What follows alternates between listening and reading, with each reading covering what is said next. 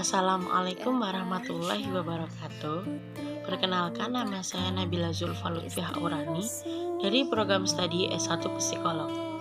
Di sini saya akan menjelaskan tentang iman, ilmu, dan amal dalam mata kuliah Al-Islam Kemuhammadiyahan.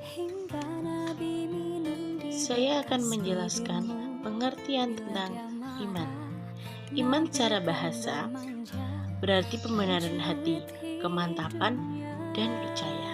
Sedangkan secara syariat, iman berarti mengetahui Allah dan sifat-sifatnya, disertai dengan menjalankan semua perintahnya dan menjauhi semua larangannya. Di dalam Al-Quran, Allah telah menjelaskan pengertian orang yang beriman, seperti dalam surat Al-Baqarah ayat 3. Bismillahirrahmanirrahim. Alladzina yu'minuna bil ghaibi wa yuqimunas shalah wa mimma razaqnahum yunfiqun. Yang artinya, mereka yang beriman kepada yang gaib, yang mendirikan sholat dan menafkahkan sebagian rezeki yang kami anugerahkan kepada mereka. Sedangkan pengertian iman menurut hadis Rasulullah Shallallahu Alaihi Wasallam adalah dari Ibnu Hajar radhiyallahu an.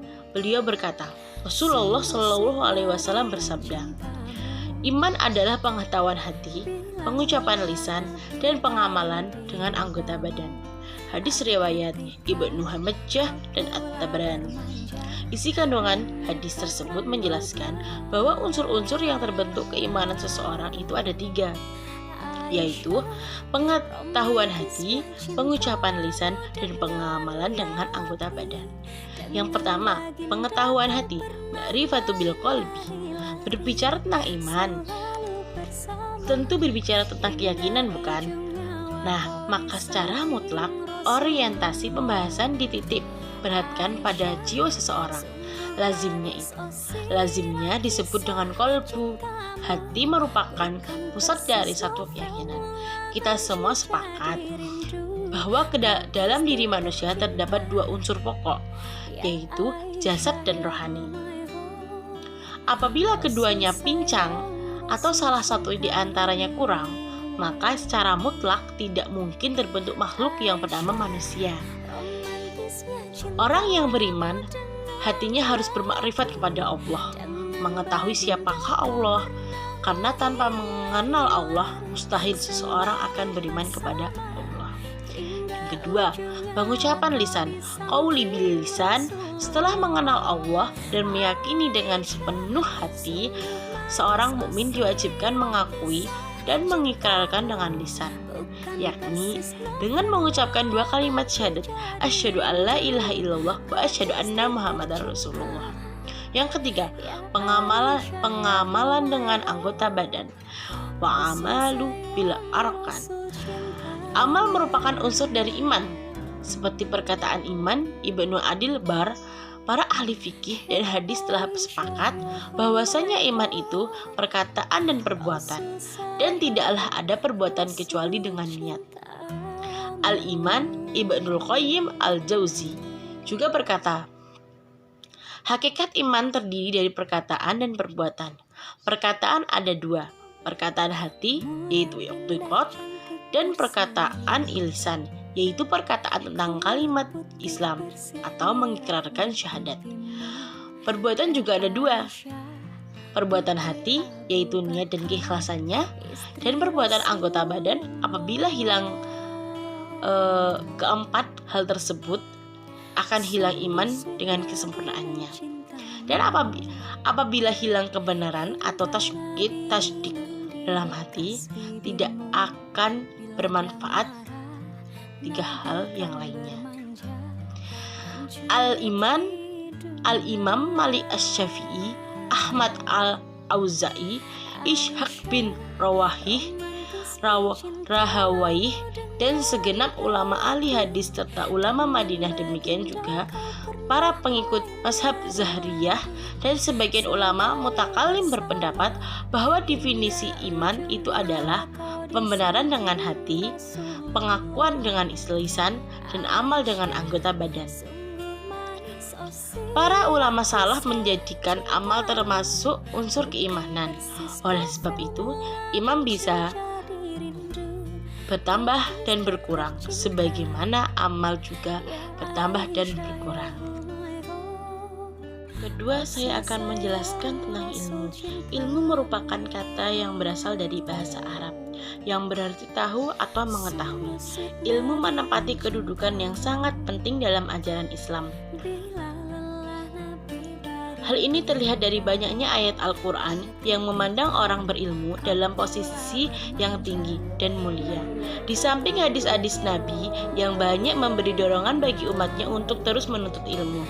Di dalam Al-Quran, kata ilmu dan kata-kata jadiannya digunakan lebih dari 780 kali. Ini bermakna bahwa ajaran Islam sebagaimana tercermin dari Al-Quran sangat kental dengan nuansa-nuansa yang berkaitan dengan ilmu, sehingga dapat menjadi ciri penting dari agama Islam. Allah Subhanahu wa Ta'ala berfirman dalam Al-Quran, yang artinya Allah meninggikan beberapa derajat orang-orang yang beriman di antara kamu dan orang-orang yang berilmu. Dan Allah Maha mengetahui apa yang kamu kerjakan.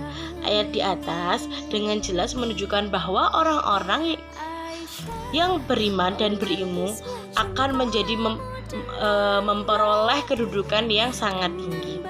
Keimanan yang dimiliki seseorang akan menjadi pendorong untuk menuntut ilmu, dan ilmu yang dimiliki seseorang akan membuat dia sadar betapa kecilnya manusia di hadapan Allah, sehingga akan tumbuh rasa kepada Allah bila melakukan hal-hal yang dilarangnya.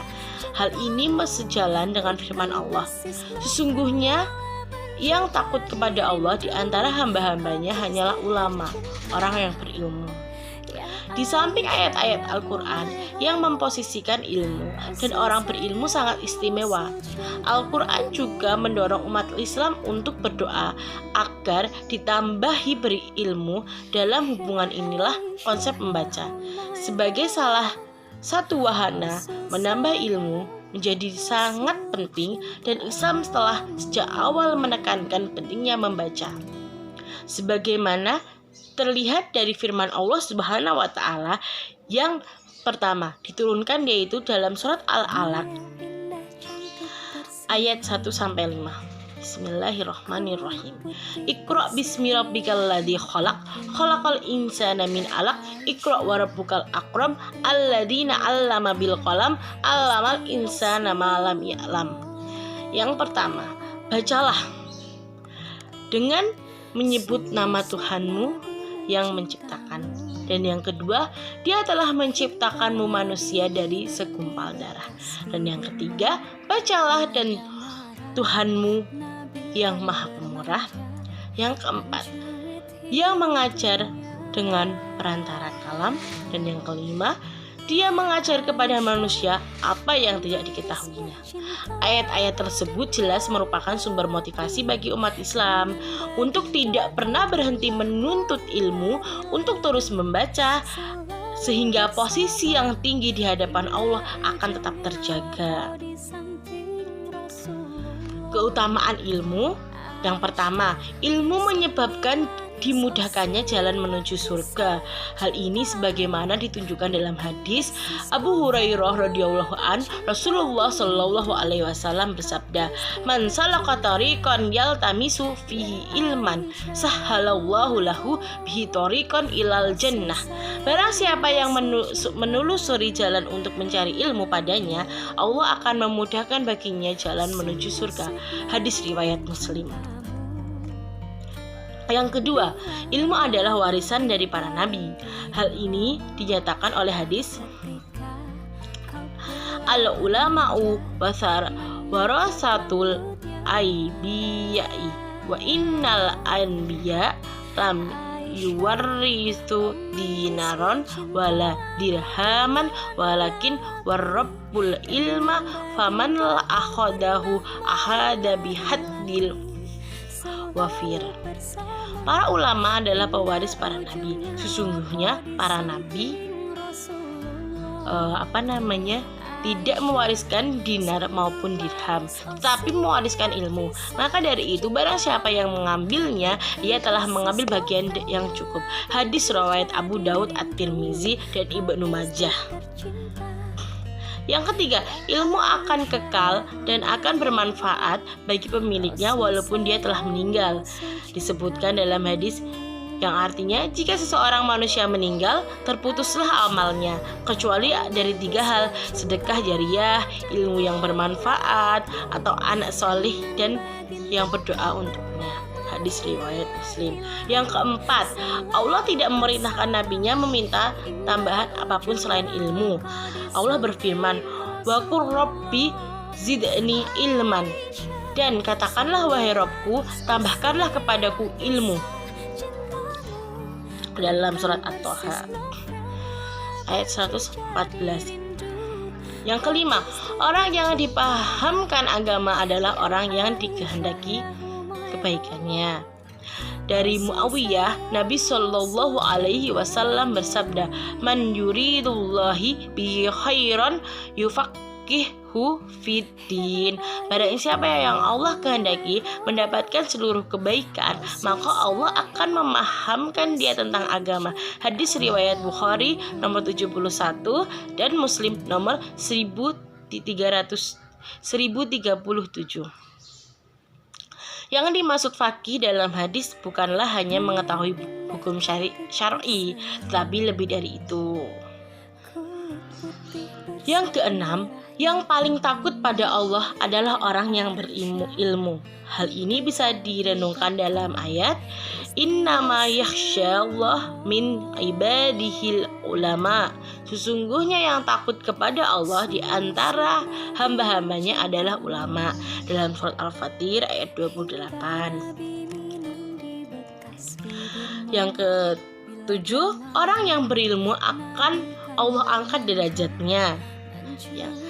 Allah Ta'ala berfirman yang artinya, niscaya Allah akan meninggikan orang-orang yang beriman di antaramu dan orang-orang yang diberi ilmu pengetahuan beberapa derajat. Dalam surat Al-Mujadilah ayat 11. Terakhir, makna amalan. Ibnu Faris dalam Muqayyisul Lughah yang berkata, lam mim ain, akar suatu kata yang menunjukkan pada satu makna yang sama, yaitu semua pekerjaan yang dilakukan. Amalan adalah semua pekerjaan yang berasal dari makhluk hidup dan dilakukan dengan sengaja. Kata amal bermakna suatu perbuatan dapat dilihat dari segi yang baik ataupun yang buruk. Dari segi yang baik digandengkan dengan sholihat, kalau dari segi yang buruk digandengkan dengan su'u atau sayyiat. Dalam surat An-Nahl ayat 97. Man amila sholihan min dzakarin aw untha wa huwa mu'minu falannuhyiyannahu hayyatan thayyibatan wa lanajziyannahum ajrahum bi ahsani ma kanu ya'malu. Yang artinya, barang siapa yang mengerjakan amal saleh, baik laki-laki maupun perempuan, dalam keadaan beriman, maka sesungguhnya akan kami berikan kepadanya kehidupan yang baik, dan sesungguhnya akan kami berikan balasan kepada mereka dengan pahala yang lebih baik dari apa yang telah mereka kerjakan. Sekian dari saya, terima kasih. Jangan lupa like, comment, and subscribe ya. Dah.